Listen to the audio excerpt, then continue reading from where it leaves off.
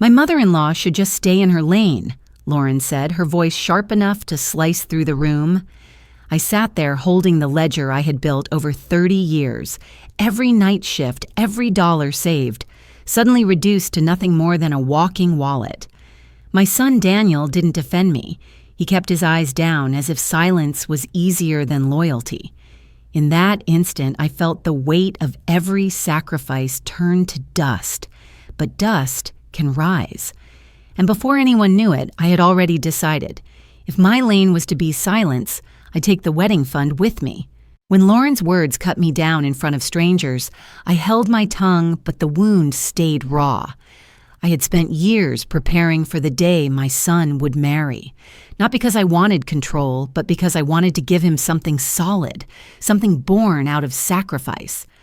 I had started saving for the hope chest back when I was still teaching elementary school, when my paycheck barely stretched far enough to cover the bills. I stayed after hours grading papers, took on tutoring jobs in the evenings, and gave up small luxuries others my age enjoyed. Vacations I never took, dresses I never bought. Even dinners out were rare because every spare dollar went into that fund. The hardest decision was selling my grandmother's wedding band set. 3 delicate rings, engraved with tiny patterns worn smooth over time. They had sat in a velvet box for decades, a reminder of lineage and love.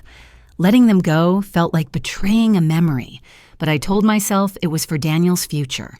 The pawnshop clerk counted out the bills slowly, and I slipped them into an envelope labeled Hope Chest in neat teacher's handwriting. That envelope lived in the bottom drawer of my desk, under stacks of lesson plans, guarded as fiercely as if it were a treasure map. When Daniel got engaged to Lauren, I thought the years of discipline would finally show their worth. I revealed the Hope Chest with trembling hands, expecting gratitude, maybe even a tear. Instead, Lauren's smile was polite, measured, as though she had expected it all along. Still, I told myself she was nervous, that weddings made everyone edgy. She did, after all, invite me to join her in a cake tasting and a tour of a reception hall. I clung to those moments as proof that I mattered, that my place in the family wasn't only financial. The day we sampled cakes, Lauren handed me a fork with a perfunctory smile. "You have a sweet tooth, don't you, Maggie?" she asked. I laughed, grateful to be included. For a few hours, it felt as if I belonged. When we left the bakery, I imagined myself walking down the aisle beside Daniel, his arm steady on mine, people whispering how radiant his mother looked. Those hopes were fragile, but I carried them close, like glass that might break if held too tightly. At first, Lauren texted me updates about florists and colors. She even asked whether I thought navy blue would clash with blush pink bridesmaids' dresses. I answered eagerly, pouring energy into long, thoughtful replies. Most of my suggestions went unanswered, but again, I made excuses. Maybe she was busy. Maybe she liked having options but didn't want to commit yet. The silence grew, though, and I felt myself fading from the center of their plans, orbiting further and further out. One evening, while sitting at my kitchen table with a cup of chamomile tea, I picked up my phone and scrolled through the family group chat. The conversation was rapid fire, filled with emojis and exclamation marks. They were debating seating arrangements, guest lists, and music choices. I smiled faintly until one phrase stopped me cold. Wedding VIP list. I tapped to open the attached photo, a neat spreadsheet with highlighted names. Lauren's parents, her cousins, even distant relatives were marked as VIPs. Daniel's groomsmen, old college friends, all included. I read through line after line, waiting to see my name. I scrolled up. I scrolled down. Nowhere did it appear. My hands began to shake, the tea sloshing against the rim of my mug. I thought perhaps it was an oversight, that my name had been misplaced. But no. My son's mother, who had raised him alone after his father died, who had put away money for decades so he could stand tall on his wedding day, was not considered a VIP. I was invisible. I stared at the screen until the letters blurred. The sound of the refrigerator humming filled the silence of the kitchen. Outside, laughter drifted from a neighbor's backyard, a reminder that the world moved on, indifferent to one woman discovering how little she mattered to her own family. I pressed the phone to my chest, as if holding it close could soften the blow, but the ache only deepened. In that moment, a thought I had never allowed myself to consider slipped in. Maybe all those sacrifices had been for nothing. Maybe the nights I spent falling asleep over stacks of essays, the weekends I gave up tutoring children whose names I barely remember, the heirloom rings I sold with tears stinging my eyes. Maybe none of it meant a thing to the very people I did it for.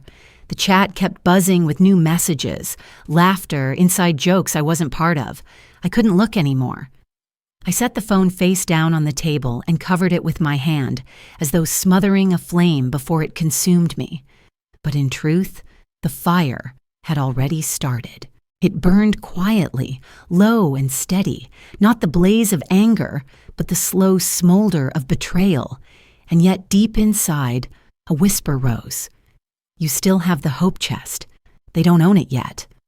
That thought lingered as I pushed the phone away, the faint vibration of new messages echoing against the wood like a heartbeat I no longer recognized as my own. The meeting was supposed to be a formality, a cheerful afternoon where we would finalize flower arrangements and sample hors d'oeuvres. I dressed carefully, wearing a soft blue blouse and a string of pearls that had belonged to my mother, hoping to look presentable, even proud. I told myself this was my son's wedding, and I had earned a seat at the table, not because of the hope chest, but because I was his mother. The planner's office was airy, walls lined with photographs of smiling couples and perfect receptions.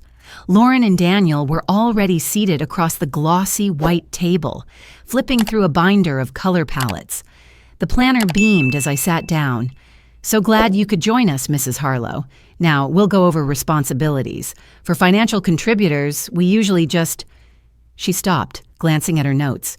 Yes, we've labeled you as the financial contributor. I blinked, unsure I had heard correctly. I'm sorry? The planner smiled politely, as if explaining a trivial matter. It just helps us track who pays for what. Bride, groom, bridal party, parents, and financial contributors. Keeps it simple. Lauren chuckled under her breath, eyes sliding toward Daniel, who shifted in his chair. That was the moment Lauren leaned forward, resting her manicured hands on the table. Maggie, just stay in your lane. This is our wedding, not yours. The words cracked through the room like a whip. My cheeks burned, though I forced my face into stillness.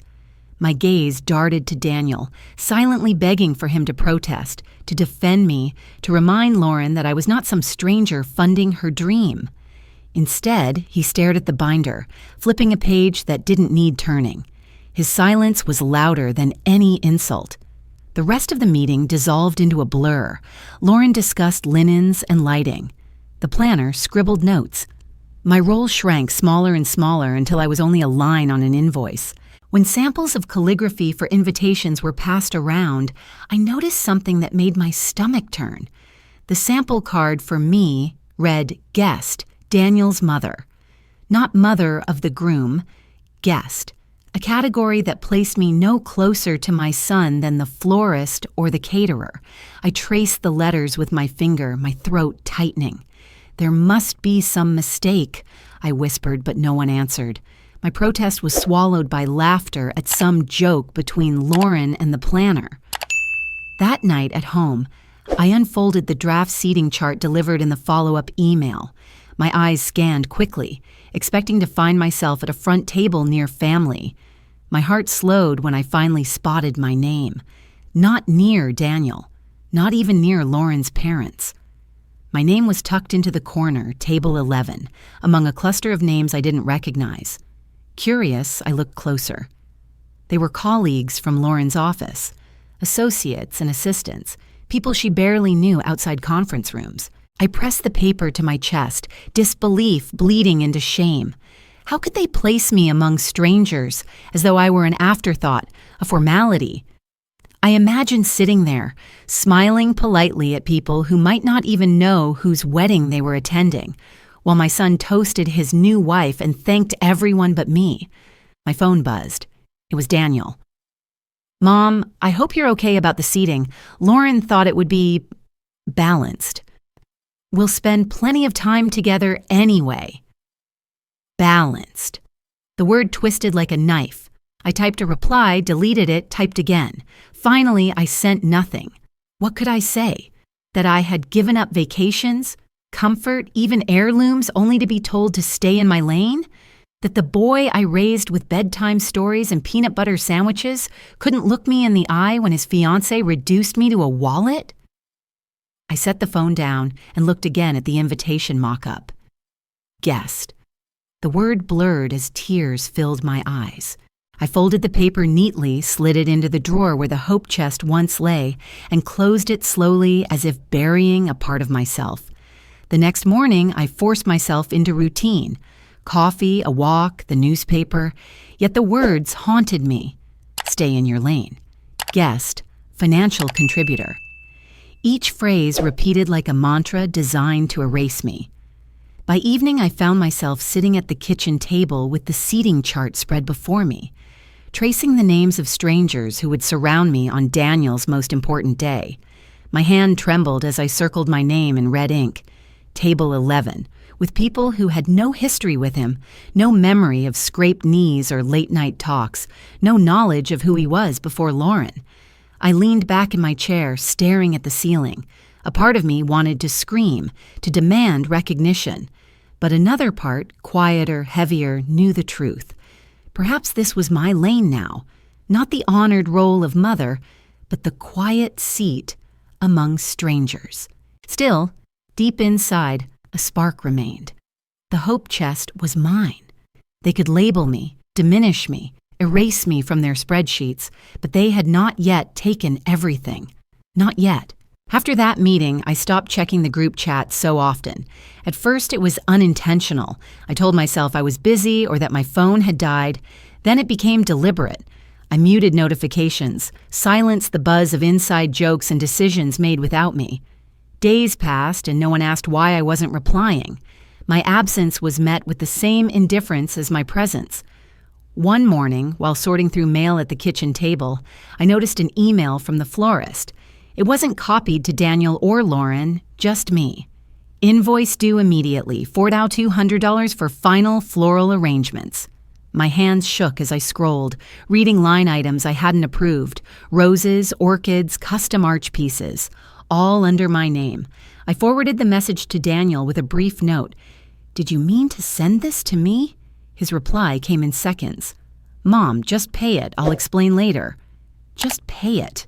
As though that was all I was now. No greeting, no apology, no acknowledgement that this was my savings, my years of sacrifice. The words stung more than the invoice total. I sat frozen, staring at the screen, then shut the laptop with more force than necessary. I reached for the worn, leather-bound journal I kept in my desk drawer, a relic from my teaching years. Flipping through the pages, I saw notes from long ago. Lesson plans, reminders, quotes I scribbled to myself after difficult days. My eyes fell on a line written in neat blue ink. "Respect is the only salary a mother asks for."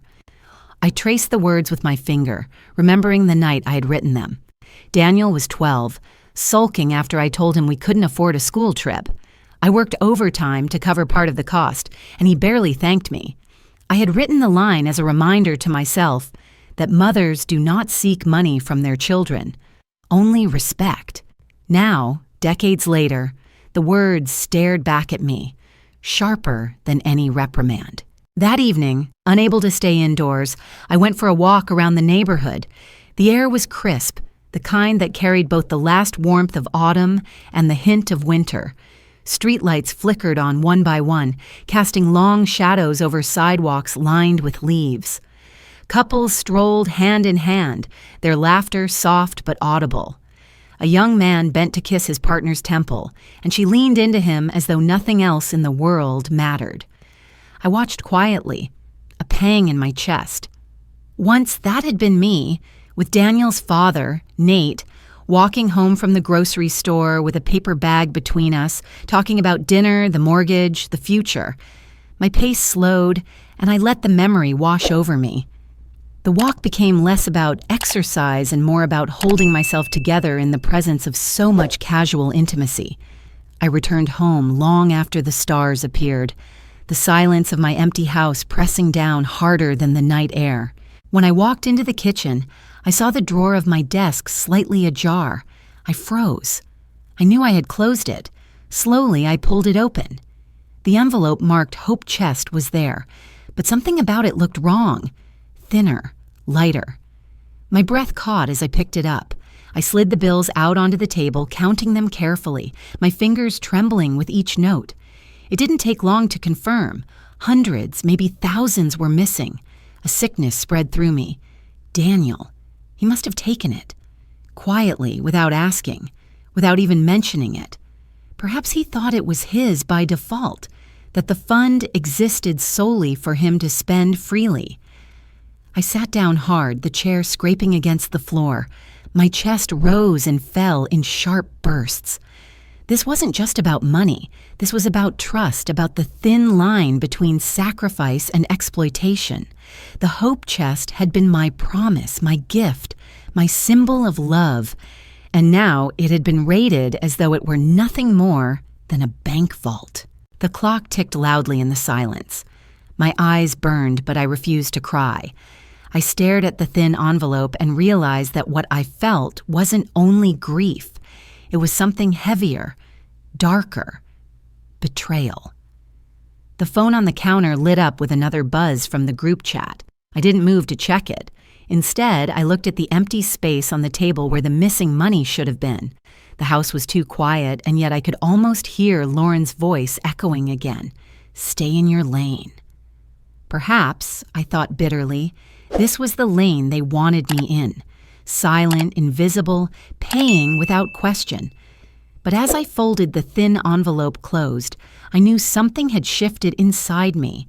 They had taken without asking, and in doing so, they had reminded me of a truth I had long tried to ignore. Lanes can end, and when they do, they can split in unexpected directions. The envelope sat on the kitchen table like a wound that would not close. I left it there overnight, untouched, unable to decide whether to confront Daniel or to let the silence say everything. By morning, the house felt heavy with secrets. I brewed coffee, but even its familiar bitterness offered no comfort. Just as I was rinsing my mug, a knock came at the door. It was Ruth, my neighbor from 2 houses down, her frail frame wrapped in a cardigan too big for her shoulders. She smiled kindly and held out a still warm loaf wrapped in wax paper. "Thought you might want this. Fresh from the oven," she said, her voice roughened by age. Before I could thank her, she added almost apologetically, "We're trying to keep the community kitchen going, but I don't think we can manage much longer. No funds left. If we can't find help, Thursday suppers might end." She shook her head, sighed, and pressed the bread into my hands. "You always fed people. I figured you should know." Her words lingered even after she walked away, leaving me with the scent of yeast and flour filling the kitchen. I placed the bread on the counter, but my eyes drifted back to the thin envelope on the table. They had stolen from me quietly without asking. And yet here was a need, real, honest, desperate, that no one was meeting. Later that afternoon, restless, I pulled open an old cedar box Nate had left behind. Inside were scraps of his handwriting, receipts, little notes he scribbled before the cancer took him. At the bottom was a leather-bound notebook, its cover cracked from use.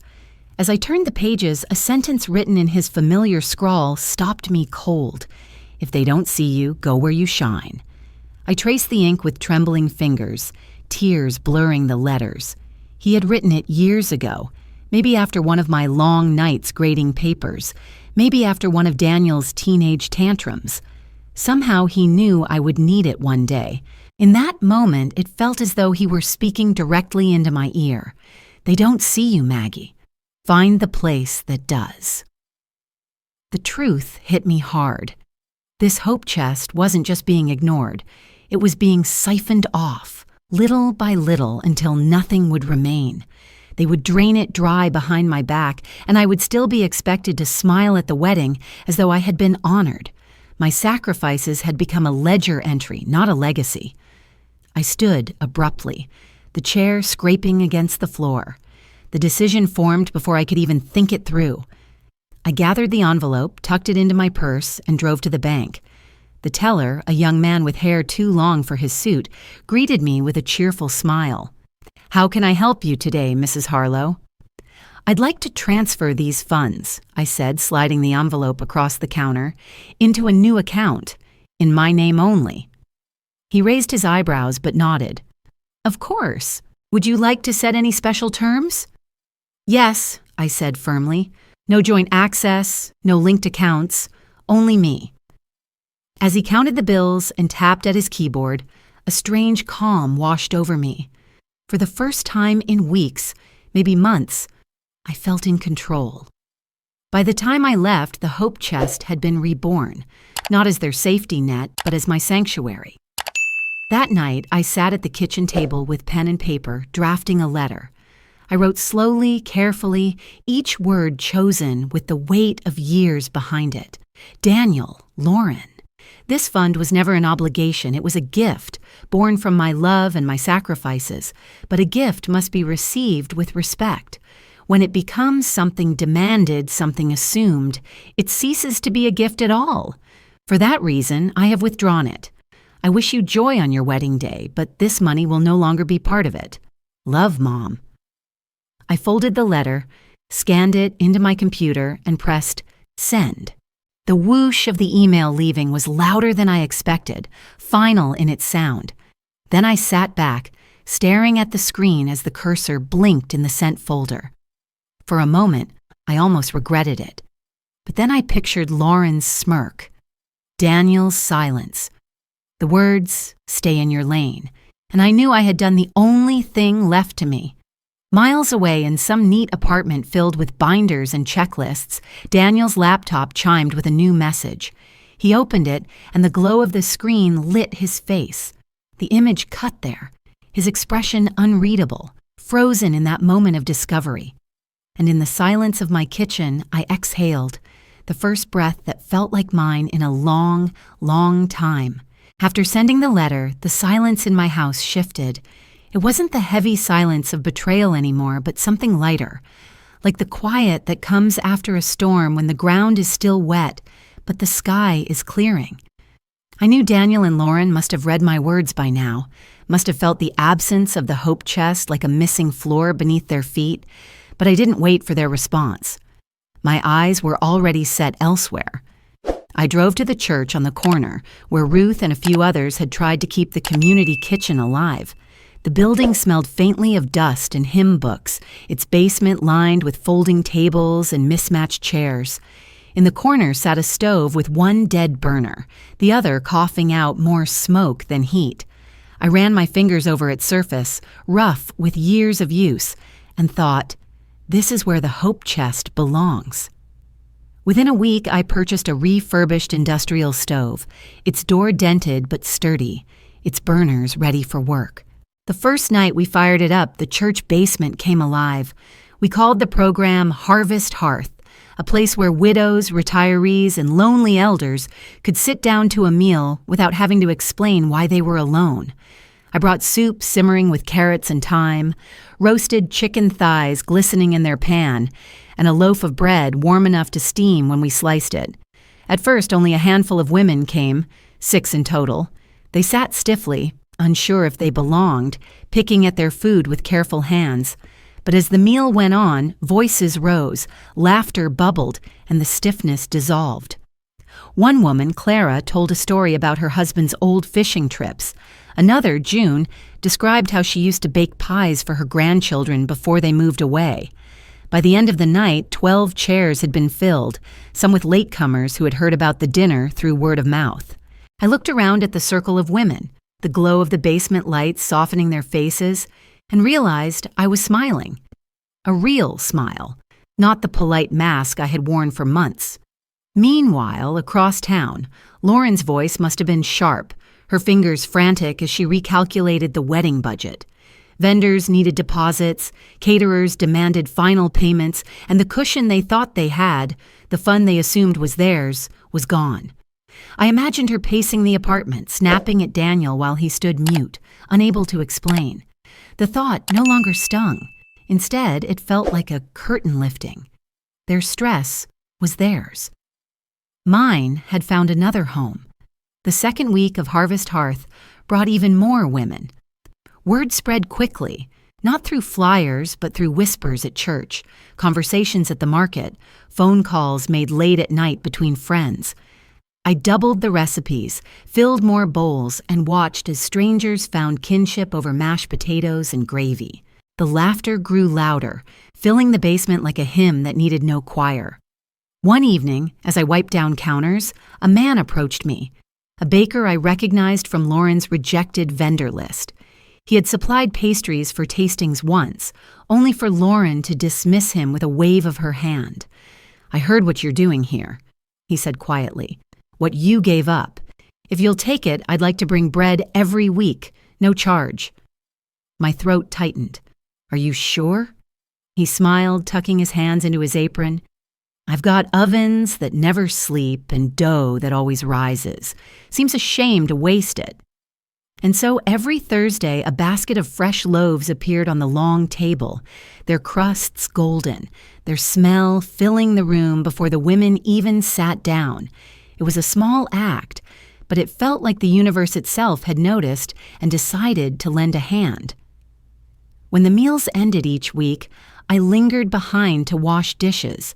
My hands moved through the warm water, scrubbing plates and stacking cups, while the sound of laughter drifted back from the women still chatting as they collected coats and handbags.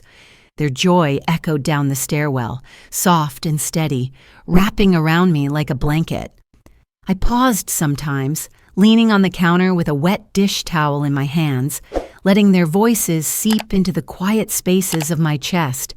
For years I had thought my worth was tied to being invited, being acknowledged, being given a title at someone else's table.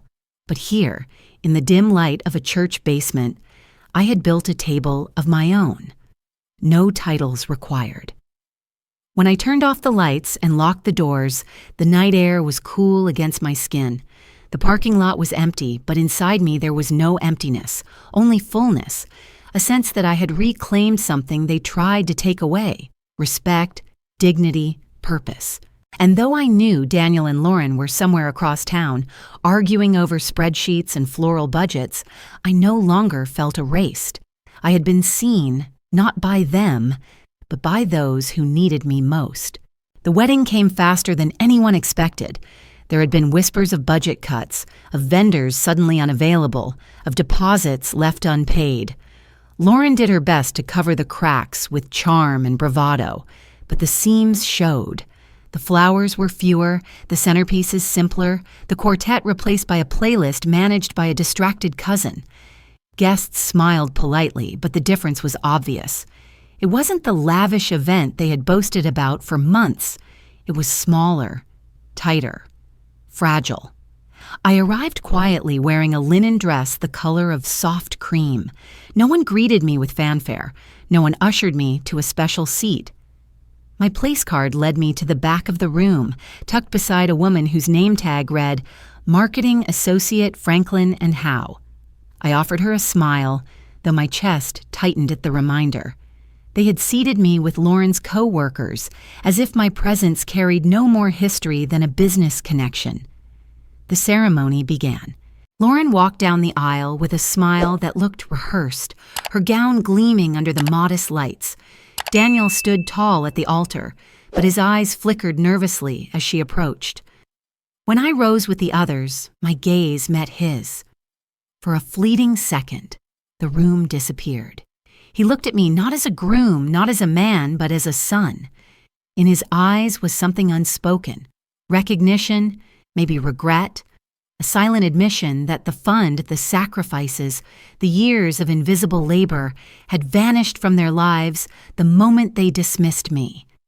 The officiant spoke words I barely heard.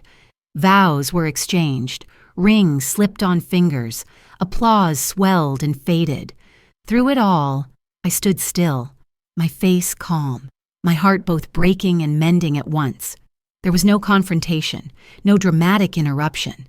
I had no interest in reclaiming a spotlight that was never meant for me.